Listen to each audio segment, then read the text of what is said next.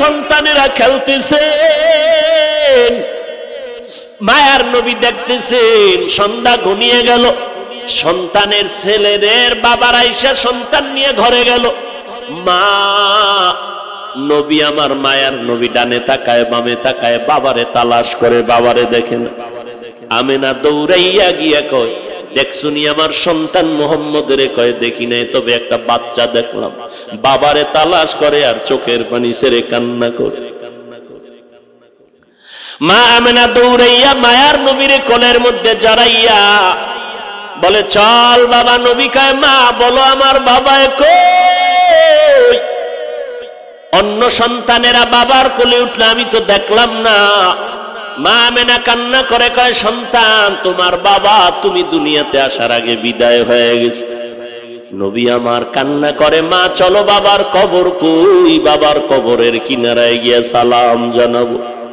দাদা আব্দুল মুত্তালিবের অনুমতি নিয়া বাবার কবর দেখতে নবী আমার রওয়ানা, মা সাথে আর উম্মে আয়মান দাসী সহ রওয়ানা। কবরের কিনারায় গিয়ে আমেনা কয়, ওই গাছের নিচে তোর বাবার কবর। মায়ার নবী লাফ দিয়া কবরের কিনারায় গিয়া চোখের পানি ছেড়ে হাউমাউ করে কান্না করে। আল্লাহ কয়, জিব্রাইল যাও আমার নবীর ফিরাইয়া দেও, আমি কান্না সহ্য করতে পারি না। মা আমেনা সহ নবী সহ আবার মক্কায় রওনা। কিছু দূর যাওয়া মাত্র মা আমেনা কয়, আমাকে বিছানায় দেও, আমার পেট ব্যথা শুরু হয়ে গেল।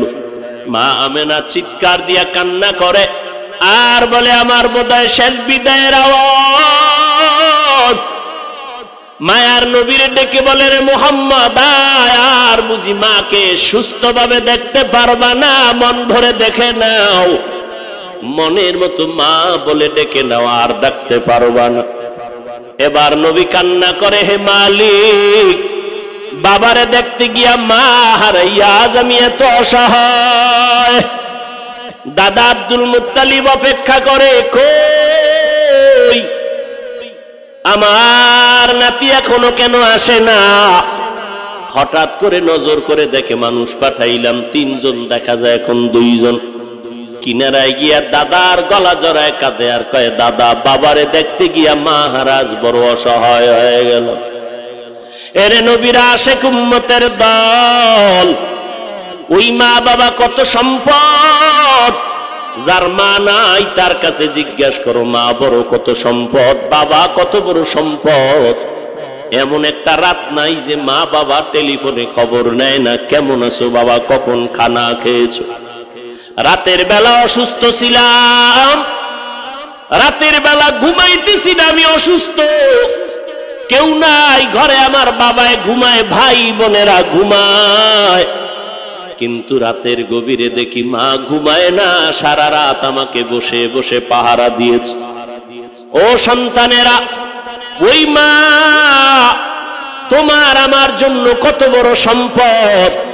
আজকে চেয়ারে বসে বয়ান করতেছি, নিজের কোনো এলেম নাই, আমল নাই, মা বাবার চোখের পানি আর দোয়ার ফসল। ও সন্তান, আজকে পরীক্ষায় তুমি ভালো নাম্বার পাইবা, তাও মা বাবার দোয়া ছাড়া সম্ভব না। মা বাবার চোখের পানি আর দোয়ার কারণে আজ তুমি টাকার মালিক, বাড়ি গাড়ির মালিক। ওই মা বাবার বরদোয়া নিও না রে যুবক। ওই সন্তান বয়ান শুনি এক পর্যায়ে এত কান্নাই শুরু করলো, কান্নার এক পর্যায়ে বেহুশের মতো হয়ে গেল।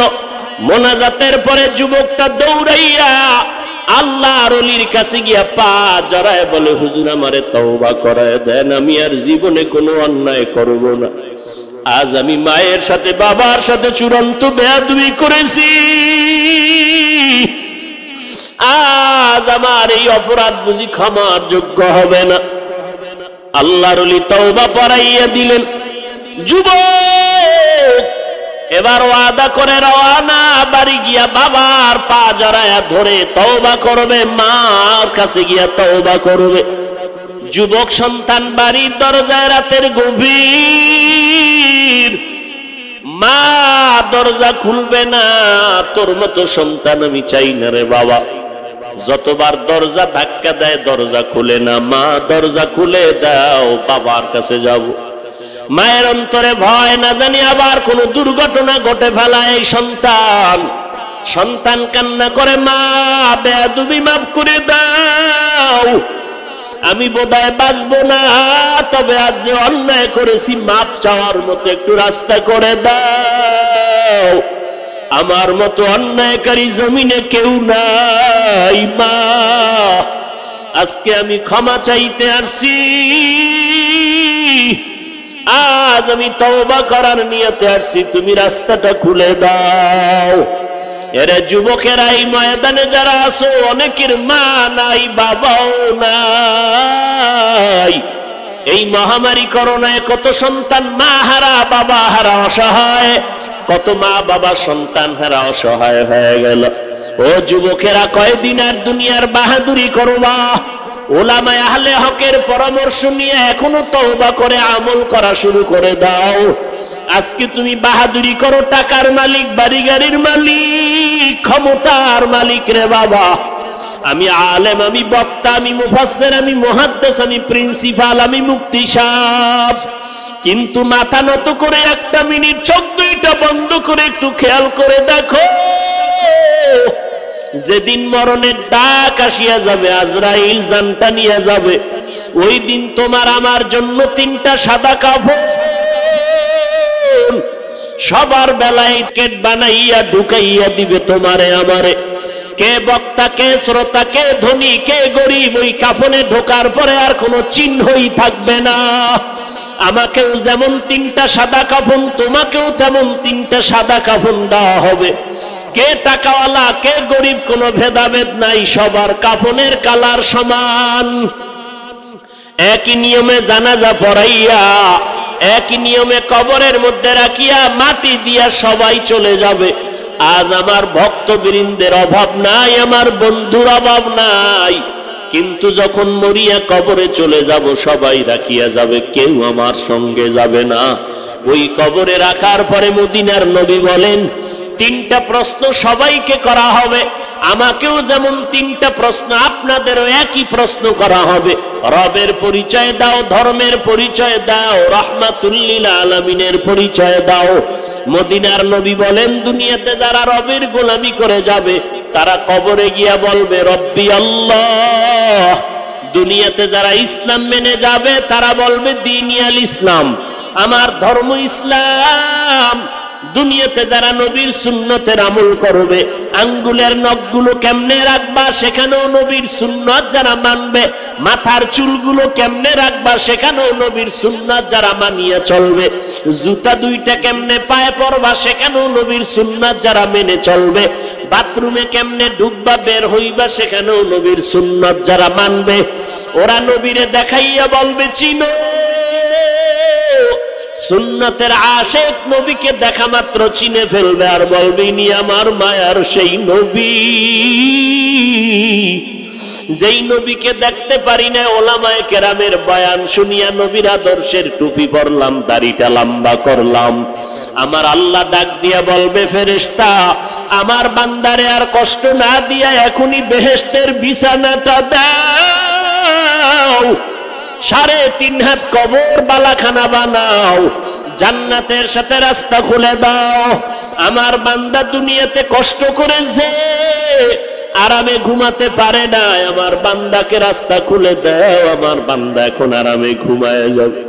এ যুবকেরা, আল্লাহর কোরআন মিথ্যা মনে করিও না রে বাবা, ওলামায়ে কেরামের মিথ্যা মনে করিও না, লক্ষ লক্ষ নবীদের মিথ্যা মনে করি না রে ভাই, লক্ষ লক্ষ সাহাবায়ে কেরামদের মিথ্যা মনে করিও না রে যুবক। ও পর্দার আড়ালের আম্মা জানেরা, ও বৃদ্ধ বাবাজিরা, কয়দিন আর দুনিয়ার রং তামাশা। ও পর্দার আড়ালের মা, আপনারা আলেমের মা, হাফেজে কোরআনের মা, সাহাবায়ে কেরামের মা, আম্বিয়ায়ে কেরামদের মা, এরে আম্মা জান, দুনিয়াটা কিছুই না। আজকে কত আনন্দের মেলা জমাইলেন ঘরের মধ্যে, সন্তান অভাব নাই, টাকা পয়সা বাড়ি গাড়ির অভাব নাই। যেদিন আপনার মরণ আসবে, সাদা কাফনের প্যাকেট বানাইয়া যখন কবরে নিবে, আপনার সন্তানেরা আম্মু আম্মু বলে চিল্লাইয়া কাঁদবে, আপনার জবানে কোনো আওয়াজ হবে না। সবাই আপনার সব কিছু রেখে কবরের মধ্যে রেখে সবাই আরামে ঘরে গিয়া ঘুমাবে। ও পর্দার আড়ালের মা, আপনারা তো খাদিজা রাদিয়াল্লাহু আনহার মতো নারী, ফাতেমা রাদিয়াল্লাহু আনহার মতো নারী, অথচ নবীর কন্যা ফাতেমা কত বড় দামি নারীদের সরদারিনী জান্নাতের মধ্যে হবে। অথচ ফাতেমা রাদিয়াল্লাহু আনহার দেহ মোবারক দুনিয়ায় কেউ দেখতে পারে নাই। ও পর্দার আড়ালের মা, মনটা কি চায় না একজন আলেমের মা হইয়া কবরে যাবেন, আদর্শবান সন্তানের মা হয়ে কবরে যাবেন? যদি আপনার সন্তানটাকে আদর্শওয়ালা বানাইতে চান, আপনি মাকে আদর্শওয়ালা হতে হবে। আপনার ব্যবহার, আপনার চলাফেরা, আপনার আমল আখলাক সুন্দর করা লাগবে।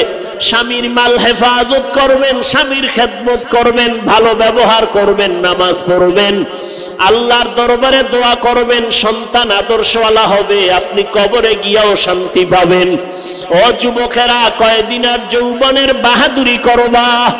একটু নজর করে দেখছো যুবকের মরণের খবর এমন কোন দিন নাই যে লাশের খবর নাই। পানির নিচে যুবকের লাশের আওয়াজ, গাড়ির নিচে অ্যাক্সিডেন্টের খবর, লাশটা কার? কয় যুবকের লাশ। ওরে যুবক, এই বয়সে কত বন্ধু বান্ধবের হারাইলাম। ওই অন্ধকার কবরে যাইয়া তিনটা প্রশ্নের জবাব যদি দিতে না পারো, মদিনার নবী বলেন, যারা রবের গোলামি করবে না, ইসলাম মানবে না, সুন্নতের আমল করবে না, এদের যখন কবরে নিবে তওবা ছাড়া গুনাহগার হইয়া কবরে যাবে।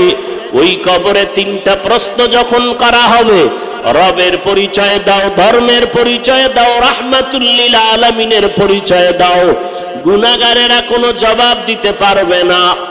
নবীজি বলেন, সাথে সাথে আমার আল্লাহ রাগান্বিত হইয়া কবরের ফেরেশতাকে বলবে, রে ফেরেশতা, দেরি না করিয়া এখন কবরে জাহান্নামের বিছানাটা দাও।